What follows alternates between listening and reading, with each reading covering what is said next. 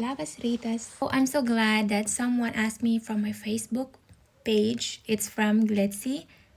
So she said that, "Hi Joy, please share with us more about how did you manage to adjust living in Lithuania and how's the transition, especially with the weather." So first, thank you so much for asking that question. I've been wanting to make this video, but hesitant because I feel like, do I have enough experience to share this with you, or do I still have to live longer here in Lithuania to basically be worthy of sharing something like this? Back in 2019, I was 18 years old and I got married to my husband in the Philippines. 2 days after we got married, we went to Japan to get my visa, and that's the first outside of the country trip that I had ever experienced. We stayed there for 2 weeks and then we went here in Lithuania.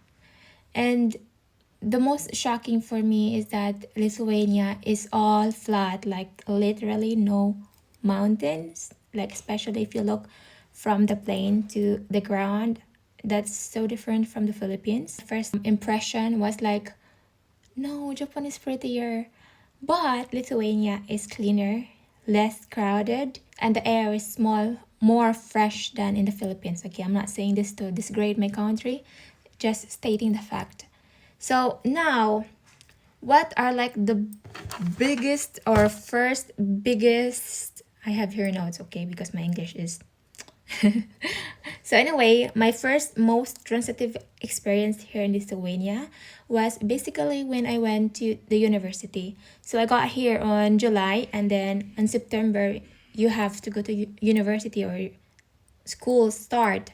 So because my husband and I did not like search in advance what are the possibilities that I have to do right away here in Lithuania, I was given two choices, which is to work or to study. And me and my husband decided that the best choice for me was to go to university based on because of my age, right? And I also just finished senior high school in the Philippines when I went to university, and it's like a different world. Basically, it's like very big community, very big institution. And back when I was studying in the Philippines, I had my senior high school in a small, maybe 300 at most students in that institution. So when I went to university, it was so many different nationalities, I met many people, and that for sure opened up my eyes and my mind. I feel like I couldn't have friends faster because also of my language. My English was also not good when I just came here, and that makes it harder also for me to interact with other students because I was not confident if what I'm going to say is right or is it understandable, things like that. So yeah, it was hard, and not to mention that the difficulties of the studies. I'm not used in reading, I'm not used in studying. So when I got to university, I have to read a lot because I studied English philology. So basically there's a lot of things that you have to read. And it was shocking. Though I met a lot of, not a lot, but I met quite a bit of people who are smart. And maybe because of how I used to be in the Philippines, where I just like, sit with my classmates and copy their answer and all like that. So I had that bad habit. I bring that bad habit here in Lithuania.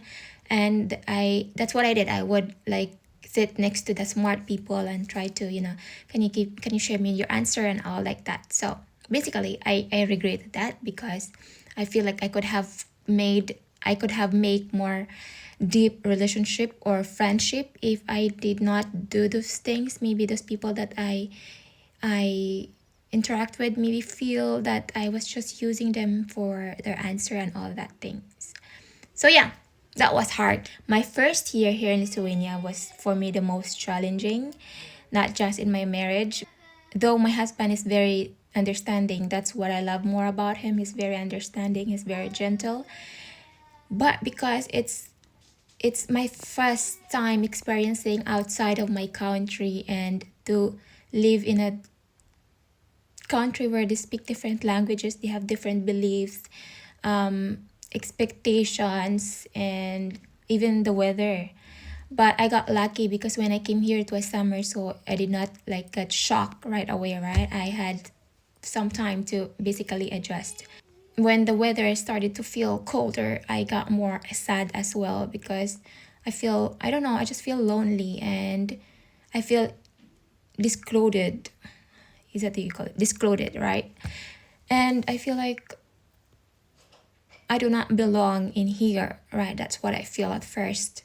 And then in 2020, no, 2029, late 2029, I got pregnant. So that was shocking news also for me because my husband and I did not really anticipated that we will get pregnant that early, because the original plan was for me to finish university or come back to Philippines and visit the family again. But that's not God's plan. So I got pregnant, and I do believe in my heart that that happened for a big reason. Because first of all, when I was in university, I was young, and I thought like and then I was newly married. So that basically being married is not yet like deep in my mind. So I still feel like I could have cheated anytime, something like that, right? I could have attracted to someone else. So yeah, I do believe that God made me a mother at that age so that I will mature up and